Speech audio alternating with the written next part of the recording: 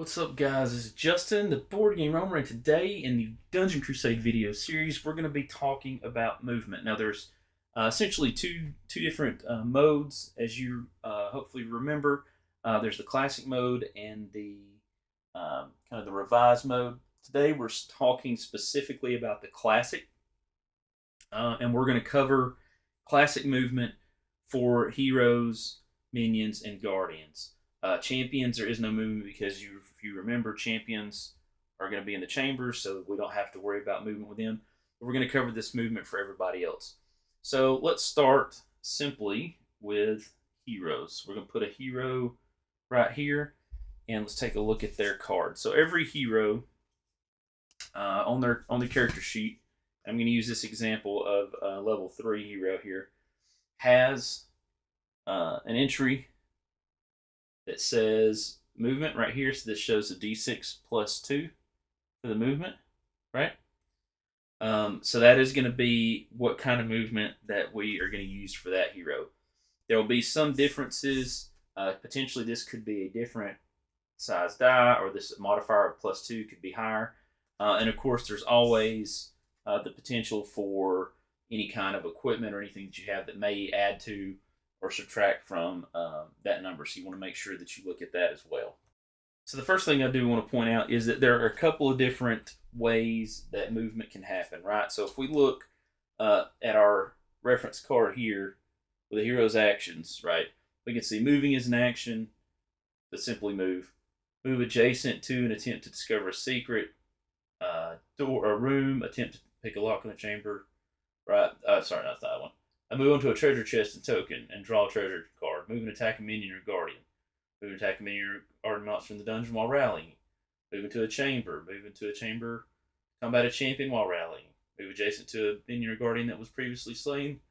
Right, so there's several different ways to move. But at the end of the day, movement in Classic is fairly straightforward. So what you're going to do is you're going to look at your hero's card. And with the action, in this case, we have a d6 plus 2. So you're just going to roll your d6. Oh, that's horrible. And add 2 to it. So in this case, that would be a 3, right? Now, when we move, movement is diagonal and orthogonal, right? So I could go 1, 2, 3, or I could go 1, 2, 3, or I could go 1, 2, 3.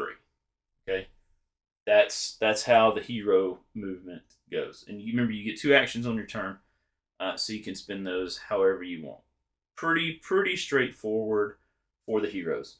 It does take an action, or not an action. It does take a movement point to go from outside of a chamber. So, like for this hero's vigil, for example, to go from here, that takes a movement point, right, to get in there. So keep that in mind when you're moving.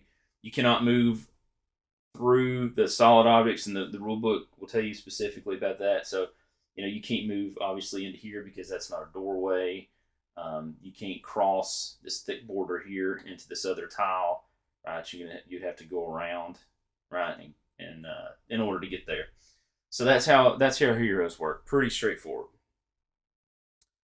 Now let's talk about minions. We're going to talk about minions, and we're going to talk about guardians. But let's talk about minions. So you can see on the board, let's get a little bit better view. You can see on the board here that we have these skull piles, right? And so if you'll notice this skull pile, for example, here, you have a blue, a purple, a green foot, and an orange path here as well. So the game comes with a patrol route die. Depending on what version you have, you may have the one with the skulls, or you may have the ones with the feet. But you'll notice that all these colors will match these paths, okay? So minions, the way minions work, unless they're raiding, is they're always going to follow a path. So let's say, for example, this Blackrock Viper is at this spot right here. Facing is important. So the game does not come with these arrows. These are additional things that you can find on Etsy, or maybe possibly purchase in the Kickstarter. I'm not sure if that's going to be an option yet or not. But facing is important because the direction that a minion faces is how it's going to move. So if he's facing For example, if he's coming this way, this is a better example. Coming this way, then whenever he moves, he's going to be moving in that direction. Okay. So every minion has a card, and you will see an entry there, similar, very similar to heroes. D6 plus 4 there for the movement at the top, right? So that's their movement. So you would roll and add their modifier. So in this case, we have a 4 plus 4. That's going to be an 8 movement, right? So we first look in the direction that he's facing. He's not raiding, all right? So we'll talk about raiding in a minute, but he's not raiding. So direction he's facing, so we're going to go 1, 2, 3, and we're going to stop. So we've used 3 of our 8. Now we have to determine which direction he's going to go. And the way you're going to do that is you're going to roll this patrol route die, and you're going to look at the color of the path, or in this case, there's a green foot that shows on the same path as the orange. So if we roll this die and we rolled an orange, once he gets here, we roll an orange, and he's going to actually turn around and go back the way he came. If we roll a green, because we have that green foot there, it will also follow this path. And then blue and purple would follow, respectively, whatever direction that is for another 5. So let's say that we rolled a blue. So he would now turn and face this way. It's important. And then move 1, 2, 3, 4, 5. Right? So that's how the minions move. Now, let's talk for a second about raiding. So what's going to happen is anytime a minion comes within 4 spaces of a hero. So let's say the hero's right here. And let's say that he's coming from this direction. So 1, 2, 3.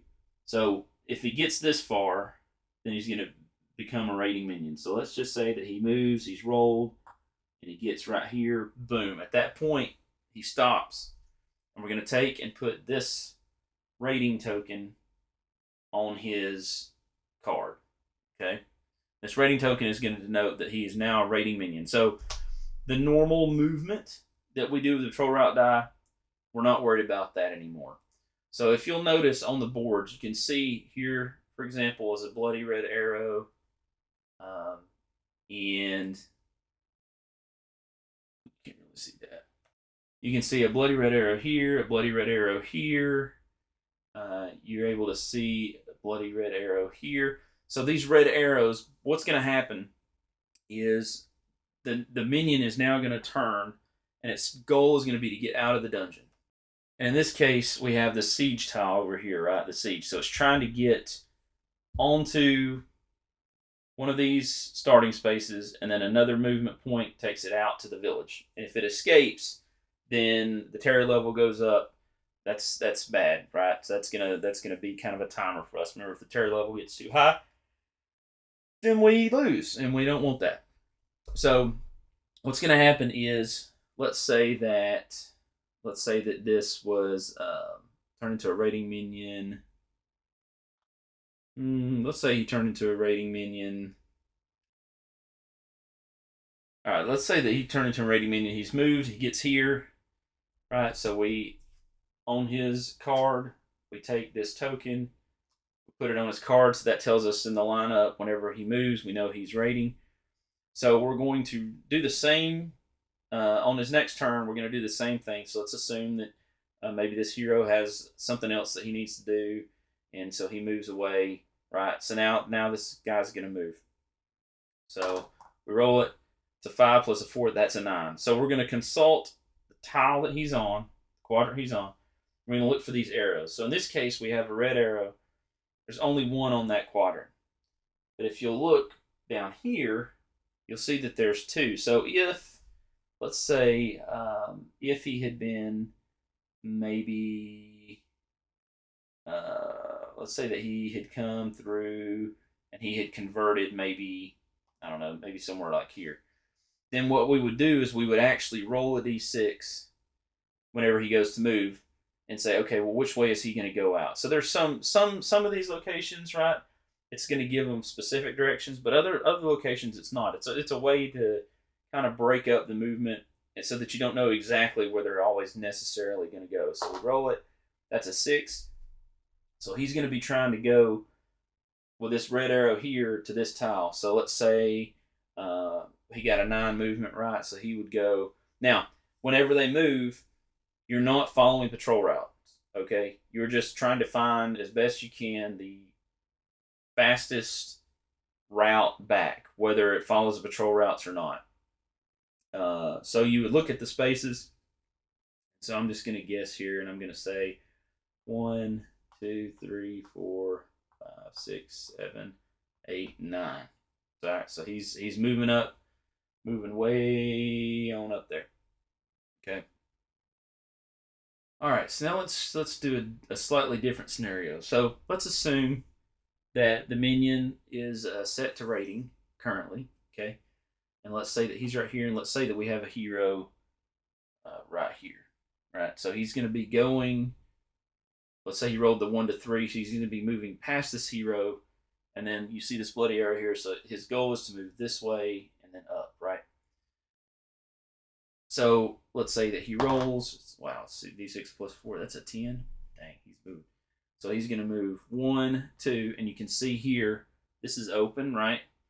So the hero can be attacked. So he's moved 2 spaces out of his 10, which means he has 8 left.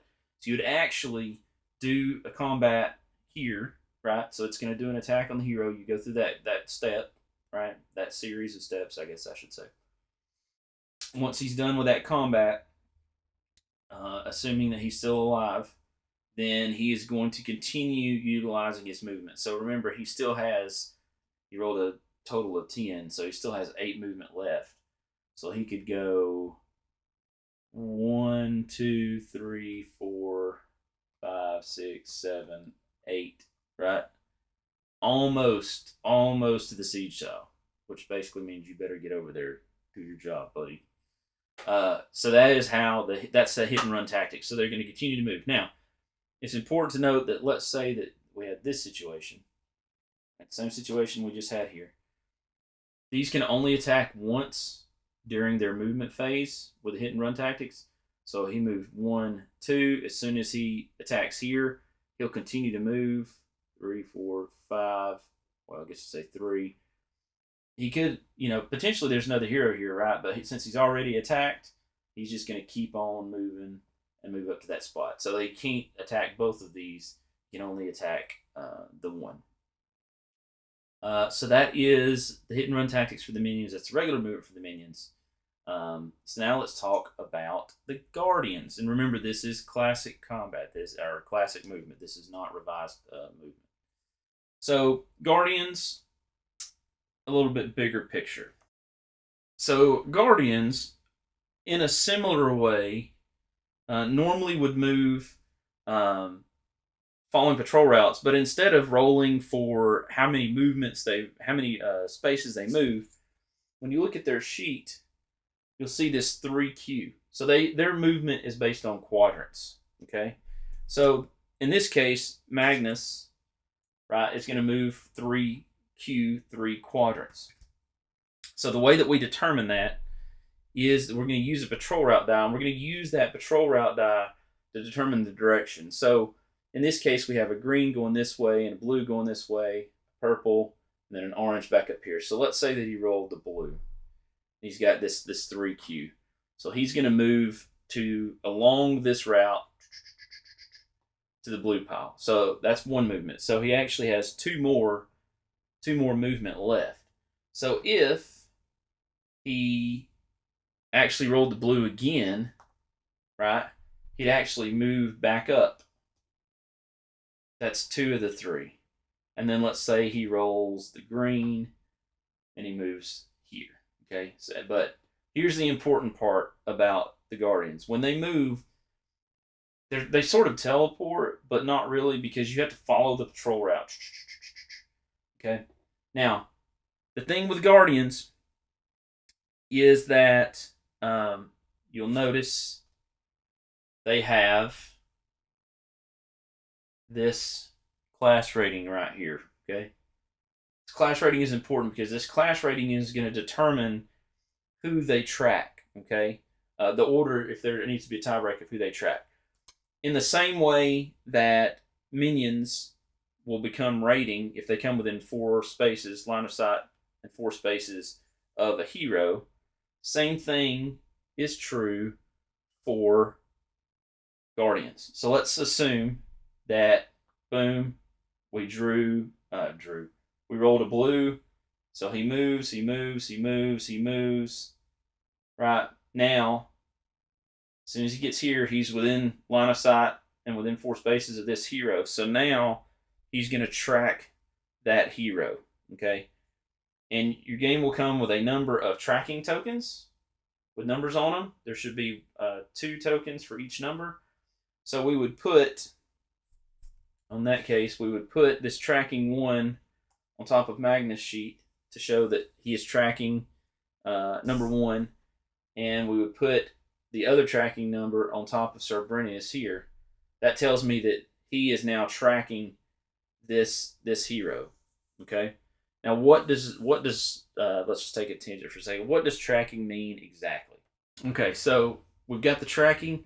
So if it still had a movement left, it would actually move to be adjacent to the hero. Okay, and that's its movement will be done. So once we're tracking, a couple things about tracking. Tracking continues until one of a few things happen. The guardian or the tracked hero dies. So if this hero is killed for some reason, either by the guardian or by something else, then the tracking goes away, and this guy will revert to normal movement, which we'll talk about how that works when he's not on a skull pile in a second. If you remember, all of our heroes have this class rating, right? So in this case, Cerberus is a CR1. Fallen Ganamore Mayor is a 2, right? And then this is another example. We have Cain Redfeather also as a 2. So if we had, for example, Magnus here. So Magnus has a C1 as his primary. So in this case, even if Holland comes within 4, so let's say that she sees, our boy's in trouble. 1, 2, she's moving, and she moves up to here. His tracking doesn't change because his first priority is a C1, and that's what he is. Okay. Now, if let's say that this was the case, let's say that instead of this hero, we had this situation. Let's say that he started out same way, right? Tracking Cain. If you'll notice, Cain and Paulin both have the same class rating. So what are we going to do? It's simply whoever has the lowest health. So if Paulin moves in here, gets within 4 in line of sight, she would become the tracking target because she had lower health. If she didn't have lower health, then Cain would remain the target. If they both had the same amount of health, then you just do a die roll, 1 to 3 Cain, 4 to 6 Paulin, right? So that's how you handle those if that is the case. You basically, for the breaking the ties, you're following the same thing as the hit and run tactics for the Guardians, because that's exactly how they break ties the same way too. Okay, so that's also one of the actions that you can take is you can hide in the chamber. So let's say that Cain's here. One of the actions that you can take is to evade, right?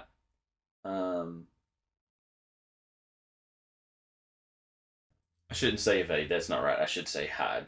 So one of the actions you can see here is this last action. Move into a chamber and make a hide check to escape a guardian who is tracking this hero. So Cain could, with an action, move. Let's assume that this is empty, right? It's got to be, this chamber would have to be empty. If there's anything in here, this will not work. right? You can't hide in an empty chamber. But let's say that we cleared this out on a previous turn, so he can move in here, and then he's going to make a hide check, and that's going to be a successful hide. Now, what are we checking against? So if you'll notice, we have some numbers printed on these chambers. So here's an 18, for example. So what we're trying to do is we're taking a d20 roll plus our hero's hide score. So in this case, we've got a 5 there for him. So we would need, what is that, a 13 or better if we didn't have anything else to modify it to successfully hide. So let's assume that we were successful with that. At that point, the tracking comes off, right, of both of the characters. And now this Guardian is going to act just like a normal, regular old, everyday run-of-the-mill Guardian. All right, so let's fast forward, okay, a little bit. Let's say that this is where the Guardian starts on their turn. Let's say that they're not tracking anybody.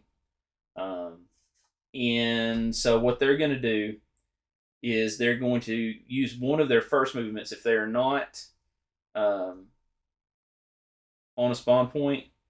Well, let's go back. If they're tracking, if they're tracking a hero, they're going to continue to try to get to that hero. But let's say that it tries to find. Let's say that it is tracking a hero. And let's say that this hero he has a 3. So let's set up this scenario. All right. So in this scenario, let's assume that he, right, this is the hero that's being tracked. This is Magnus that is tracking that hero. So what's going to happen is he is going to move his 3 quadrants. Now, when they're tracking, instead of it being random from skull pile to skull pile, they just automatically move quadrants, always getting closer, if possible, to the hero. So in this case, he would go 1, 2, 3. Now, he's on the 3rd quadrant, and the way it works is he's going to go to the edge of the quadrant, all the edges, and he's going to see, can I get to where I can see this hero? So let's move over there. What's up, guys? This is Justin, and we're continuing our series here for the Dungeon Crusade board game, the Rulebook, in video form. Today we're going to talk about blitz movement as it pertains to our minions, to our guardians, and to our heroes. Not in that specific order, that's just the way it came out. So let's start with heroes. So blitz movement is a new form of movement. Basically, the idea is to streamline and to make the game move much quicker. It's the same idea as we have with the revised combat, in order to make combat flow a little bit faster, a little bit quicker, and to get you moving around and make the game a little bit shorter, but still maintaining all the elements of the game that we love. So let's start talking about blitz movement with our heroes. So blitz movement is when a hero starts their turn. So let's say that the hero is here. Okay. They're going to be able to blitz across the board. They have 2 blitz movements. And a blitz movement means that we move from one quadrant to another quadrant. That's one blitz movement. Okay. So in this example, this hero could move from this quadrant. It has to be orthogonal, so he could move to this one, this one, this one, or this one. He could not move here or here or here or here. Okay. So when we do that, we're gonna it's gonna kind of remind you of a guardian in a way. We're going to move him. Let's say that we decide we're going to blitz to this quadrant here. When we blitz, we get, like I said, we get 2 blitz movements with a hero, and you're just going to pick him up and you're going to move him as if you were moving through squares normally. So, right, I'm going to blitz and I'm going to pick him up and I'm going to act like I'm moving through all these squares, right, till I get to, let's say that I want to end here. Why is that important? Well, that's important because when we talk about raiding minions, we talk about line of sight for guardians and tracking. We need to make sure that we know if, for example, we decide to blitz to this tile, right? If we decide to go over here and we move, and we move this way, as soon as we got here, if we were doing normal movement, the Guardian would potentially start tracking us. So we got to make sure that we pay attention to that. Okay, but we get 2 of those. Okay, um, and that has to be done at the beginning of the hero's turn. You cannot use other movement and then use your blitz movement. You have to use your first 2 blitz movements at the beginning of your turn, and then you take your normal actions. Doesn't mean that your normal actions can't be move actions. It just means that the first 2 things that you do are those blitz movements. Those are not considered actions. They're just blitz movement. The other thing to note is that when we're using blitz movement with the heroes, there's only 2 types of tokens that they can interact with. That is trap tokens and treasure tokens. And if they land on, let's say there was a trap here, when he lands here, he processes the trap. But as soon as he lands here, and he has to land there if he passes over it, right? If we're doing the following along the path, we're treating it, looking for things that normal movement would make us stop on. So if I did a normal movement and there was a trap here, I would have to stop here. So as soon as he gets here, he processes the trap. That would end his first blitz movement. Then he can do another blitz movement.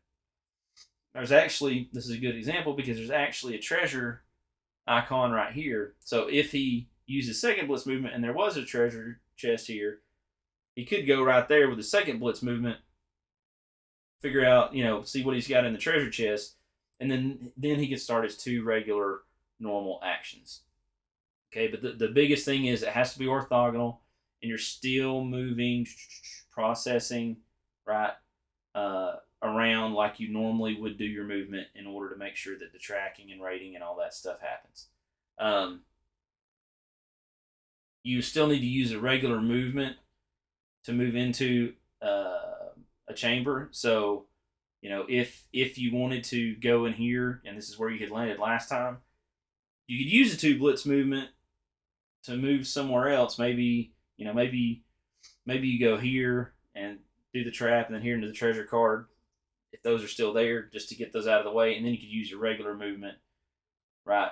Roll and your regular action to use movement to go into this chamber if there was something there to fight.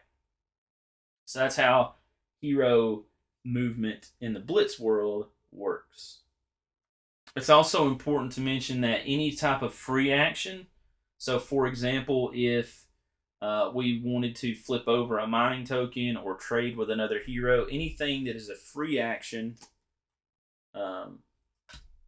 things that are listed here, right? These are things that they can also do when they're with their movement. So probably the most common version of that would be, check to see what type of mining site there is, or trade items with another hero, because most of the other things would require you to use essence and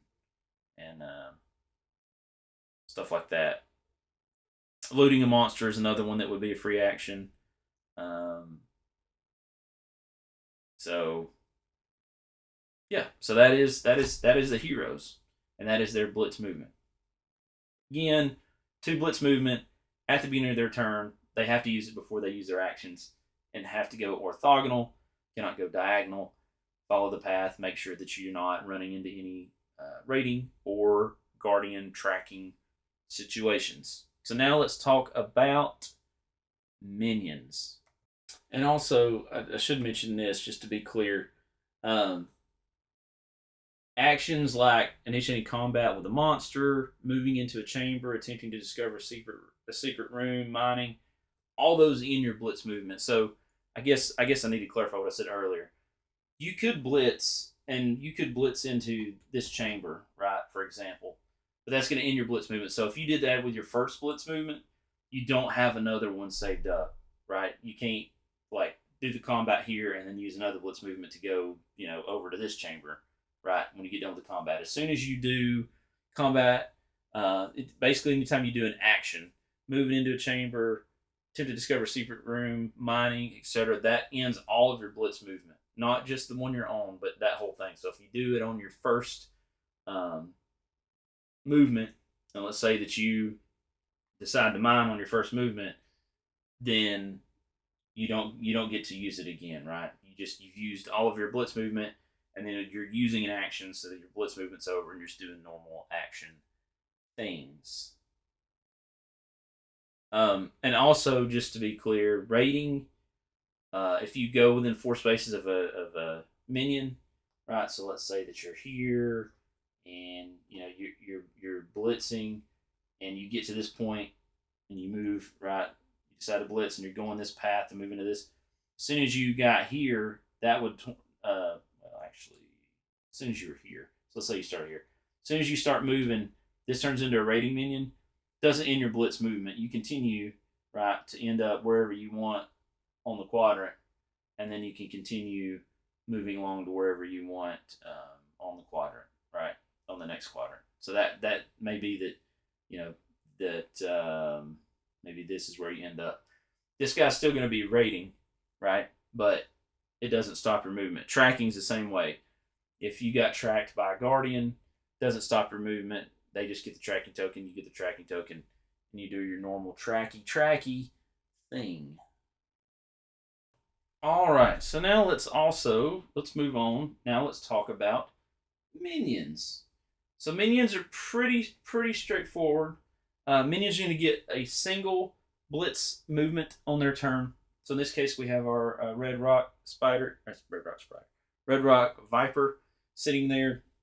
So he is going to get one blitz movement. So there's a couple things that we need to talk about for this blitz movement for the minions. So minions can start out in a few different places on the board, right? They could be potentially on a spawn point or a skull pile, or they could be traversing towards a spawn point or a skull pile, depending on what the situation was. So let's start out. Let's talk about if they're on a spawn point or a skull pile. They are going to they get one action, and they're going to roll like they normally would. Their die, boom. So in this case, it's an orange. So he's going to move along the orange path. He's going to move all the way. Right, that's going to be where he's going to be moving to. Is right there. Okay, but here's the deal. If let's say that we have a hero sitting right here, okay, and we roll the orange. As soon as it moves, it's going to turn into a rating, right? And well, actually, that's not a good example. Let's put him here. He's going to get to this point on his way to that skull pile, and he is going to become a rating minion. At that point, his blitz movement ends. He still has movement left, right? But now it's just a normal. The blitz movement ends. Now he does his normal movement. In this case, because of the bloody arrows, he would be trying to get to here.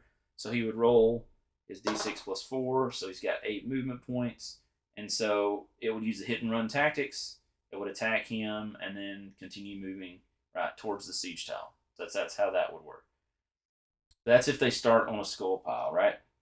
But let's say that they didn't start on a skull pile. Let's say that they started right. Oh, let's see. Let's go. Let's say they started here. Okay. It's going to act a little bit different. So what it's going to do is it's going to roll. This is not probably a great example. Let's use a better example. Let's move him. Say somehow he ended up here. Okay. So we roll. We go 1, 2, 3. So let's say he rolled a 1. Well, let's move him back one more because he gets plus 4. He rolled a 1 plus 4. That's 5 movement. So he's trying to go direction-wise because, we know from the arrow, he's following the green patrol route path because he's not rating to get to here. 5 is not going to make it. He needs more than 5. So what we're going to do is we're just going to, with a blitz movement, we're going to put him here because he didn't have enough. And then we're going to roll the patrol route die. It says blue. Now that 5 movement that he had, we're going to use that movement to follow the blue like normal. So 1, 2, 3, 4, 5. So he would actually end up there. Okay, that's if they start on a dungeon square. They're on a skull pile. That's not the case. Now let's say we have a situation like this. Let's say that this Red Rock Viper starts its turn. Starts its turn adjacent to a hero. So it is going to attack that hero, right? Um, and it'll attack it like it normally would. Again, remember it can only attack once because of the rating, right? Then it's gonna use its blitz movement to move to an adjacent quadrant following the bloody arrows. So in this case, it's on the arrow, so it's gonna be moving north. So it's gonna attack, right?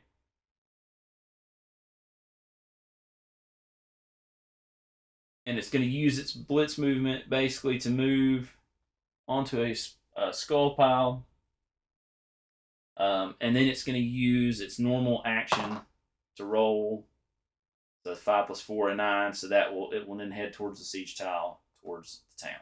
Okay, so that's how the blitz works if you start adjacent to a hero. And guardians are very very much similar to the way they normally move. Essentially, what blitz movement gives them an additional quadrant. Okay, so let's say that our boy Magnus here starts there. So normally he would have 3 quadrant movements. Instead, now he's going to get a blitz movement, rolling control route die. It says blue, so he's going to move along the blue, down to here. Then we look and we see, okay, well now he's got right 3 more left from his card, so we would do our normal movement with his 3 there. If he is not on a skull pile, so one thing you'll notice is that every quadrant on the board either has a spawn point or a skull pile. So let's say, like I said, this Guardian starts not on a skull pile or a spawn point. What we're going to do with his blitz movement is we're going to roll the patrol route die, green. We're going to look at the quadrant he's on and either the skull pile or in this case the spawn point and say, all right, where does green take us? Green takes us this way. So we're going to go to an adjacent quadrant's spawn point or skull pile. So we, again, doing kind of the same thing. We're going to move him, pretend like we get him here, and then move him along right here up to this. And then we'll, from here, do our normal quadrant movement. Okay. If he blitzes, right, then I mean he's gonna do his blitz movement is gonna take him towards the hero, right? So if for example he's tracking our hero up here, then we're gonna go ahead and move him north with his blitz. We're not gonna roll to see which direction he goes. We're just gonna straight up blitz to here, right? And then he's going to attack the hero. Okay. So yeah, that is blitz movement for the heroes, the guardians, and the minions. Again, the idea here is it's going to speed up your game and just get everybody moving around a lot quicker. It's going to get your heroes across the board quicker. It's going to get your minions moving a lot faster across the board. So if you are guardians, if you really needed to take one out, hopefully it will make it easier for you to get to them instead of having to spend in a lot of turns just slowly moving and hoping that they don't go in the wrong direction, kind of a thing. So yeah, that is blitz movement. Thank you guys for watching. Thank you guys for subscribing. I'm Justin, the Board Game Roamer, and I will see you, my friends, in the next Dungeon Crusade rulebook video. Bye, guys.